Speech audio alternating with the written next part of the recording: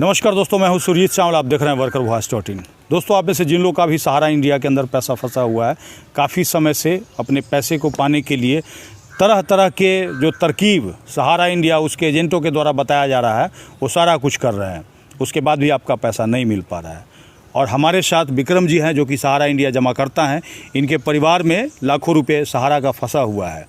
इनसे हम जानेंगे कि अभी तक इन्होंने एजेंट के द्वारा बताया हुआ जो सहारा इंडिया रिफंड पोर्टल है उसके ऊपर आवेदन किया या नहीं किया, अगर किया तो कितना पैसा मिला।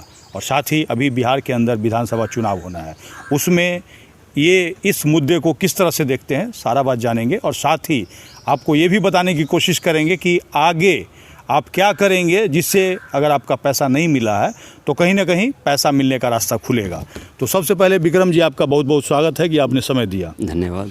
सबसे पहले ये बताइए कि सहारा इंडिया के अंदर आपका कितना और कब से पैसा फंसा हुआ है? सहारा इंडिया में हमारे परिवार में कुल मिलाकर के लगभग 10 लाख से ऊपर पैसा फंसा हुआ है, जो 2022 तक हम लोग जमा किए थे। उसके बाद हम नहीं करते हैं अभी। अब आप ये बताइए कि आप क्यों नहीं कर रहे हैं सहारा इंडिया के अंदर पैसा जमा? क्योंकि हमें पता चला 2022 के बाद आप ही लोग के माध्यम से जो सहारा इंडिया फर्जीवाड़ा रहा है। क्योंकि नहीं करने का रीज़न एक और ये है, जो हमारे एक साथी था उसका पैसा बहुत पहले पूरा हो चुका था। बहुत पहले पूरा हो चुका था। और क्या हुआ था, जो वो मतलब पैसा मिल नहीं रहा था, तो आप ही को शायद बोला था, हमको भी बताया था, हमें बताए थे। तो आप शायद उसका पेपर देखे थे तो उसमें लिखा हुआ था, आप सही से पेपर देखे तो लिखा हुआ था सहारा की जगह हमारा, सहारियन। फिर जाके हम लोग भी देखे, जाके अपना पेपर चेक किए कि हमें भी तो ऐसा नहीं लिखा हुआ है। हम लोग भी जाके देखे तो उसी टाइप का लिखा हुआ था। तो उस समय पता चला जो नहीं, ये तब इसके बारे में डिटेल जानकारी मिला आप ही लोग के माध्यम से। तो पता चला जी सहारा इंडिया तो कब बंद हो चुका है और इसका पैसा लेने का कब से मना कर चुका ऊपर से। बिल्कुल सही आपने कहा। लेकिन एक बात बताइए, अभी बीच में लोकसभा चुनाव था, उससे पहले अमित शाह जी के द्वारा एक सहारा रिफंड पोर्टल लॉन्च किया गया था। क्या उसके ऊपर आपने क्लेम किया, और क्लेम किया तो कितना पैसा मिला? अगर नहीं किया तो क्यों नहीं किया? हम लोग उस पर क्लेम नहीं किए थे।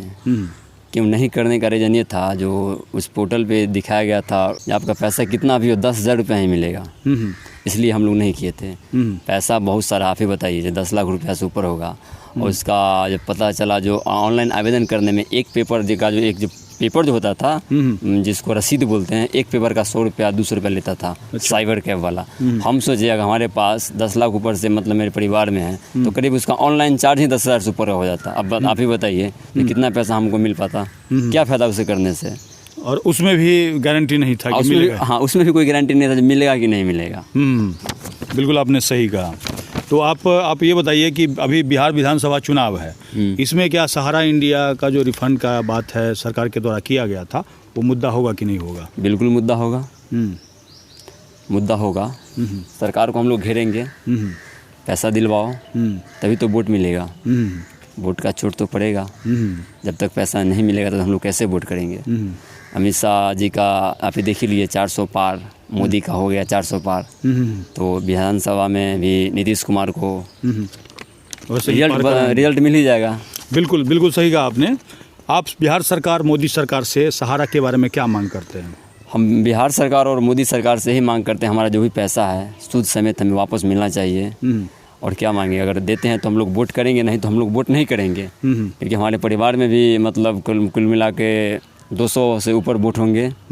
और सोच सकते हैं 200 वोट हैं हमारे परिवार में, तो 200 परिवार से कितना लोग जुड़े हुए होंगे। और लगभग सारा आदमी का पैसा सहारा में है। बिल्कुल। अगर सबका असर पड़ेगा, क्योंकि लोग सहारा इंडिया में पैसा बहुत कष्ट से जमा किया है, ठीक है ना, पेट काट के, 2 रोटी कम खा करके, है ना, जहाँ पे 10 रुपये का भाड़ा हो कुछ पैदल चल के, ताकि हमें मंथली किस्त जमा करना पड़ेगा। ये सब स्थिति करके जगह मिलेगा ना लोगों से, हम आपको मिलाएंगे तो देखिए रो रो करके उसका क्या हाल है। किसी का बेटी का पैसा शादी के लिए जमा कर रखा था, उसका भी क्या हाल है बताइए। वो लोग कैसे वोट करेगा इनको? सबसे बड़ी बात है कि अभी विधानसभा चुनाव बिहार के अंदर होना है। ऐसे में अगर पब्लिक यानी कि आप जमाकर्ता चाहेंगे, बहुत बड़ा मुद्दा होगा, जैसा कि विक्रम जी ने बताया। ये सोच रहे हैं कि इस बार हम सहारा इंडिया के मामले पे सरकार को वोट का चोट करेंगे। क्या आप सोच रहे हैं ऐसा कि नहीं? एक बार कमेंट्स करके ज़रूर बताइएगा, अपने ज़िला और शहर का नाम लिखिएगा। और हम भी आपको यही कहेंगे कि जैसा कि विक्रम जी ने बताया कि इनके परिवार में 200 लोग हैं, और 200 लोग से हो सकता है 2000 लोग जुड़े होंगे, कहीं ना कहीं प्रभावित होंगे। और तो और उनमें से 200 लोगों का अगर पैसा है और 200 लोग अगर 2000 वोट को प्रभावित कर सकते हैं तो पूरे बिहार के अंदर कितने लोगों का पैसा होगा। अगर चाहेंगे तो जितने भी नेता आपके पास वोट मांगने आए उनको सहारा के रिफ़ंड के बारे में बताएंगे।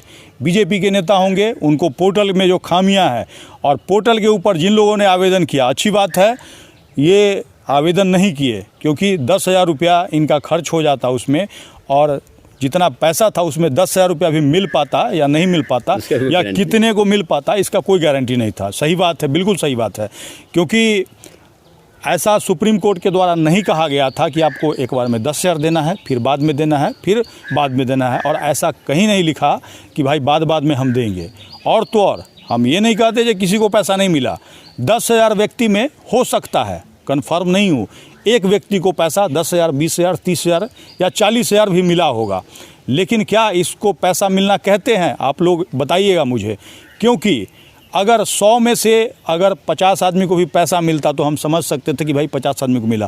पूरे एरिया में हमने खोजा है तो 2 से 3 लोग ऐसे मिले जो दावा कर रहे हैं कि उनको पैसा मिला, हालांकि पासबुक उन्होंने भी मुझे नहीं दिखाया है, तो इसीलिए मैं कंफर्म नहीं कह सकता हूं कि उनको पैसा मिला कि नहीं मिला। ऐसे मैंने कहा है उनको, ज़्यादातर लोगों का छोटा बैंकों के अंदर ब्रांच है, कहने का मतलब CSP के अंदर ब्रांच है, तो वहाँ पे पासबुक वगैरह की दिक्कत होती है। 1-2 लोगों को मैंने रिक्वेस्ट किया है कि वो बड़े बैंक में कन्वर्ट करा करके पासबुक प्रिंट करके देखें कि वो पैसा किस मद में आया है, जिससे पता चल पाए, क्योंकि बहुत सारे लोगों का इंदिरा आवास वगैरह का भी पैसा आता है और ऐसे में उनको ये इंदिरा आवास वाला अगर पैसा आ रहा होगा उनको ये लग रहा होगा ये सहारा वाला आ गया है, तो कहना मुश्किल है।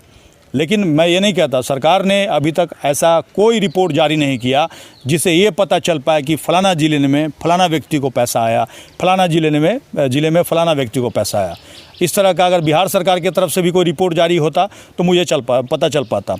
आपको बीच में याद होगा कि बिहार सरकार के एक अधिकारी ने एक चिट्ठी जारी किया सारे जिला अधिकारी को और कहा पोर्टल के ऊपर क्लेम कराइए, लेकिन पोर्टल के ऊपर क्लेम कराने के नाम पर ऑफिस के अंदर बुला करके क्या होने लगा आप सभी को पता है। एक मेंबरशिप फॉर्म भरवाया जाने लगा, उसके बाद शेयर एप्लीकेशन फॉर्म भरवाया जाने लगा, उसके बाद भी आपका पैसा नहीं मिला।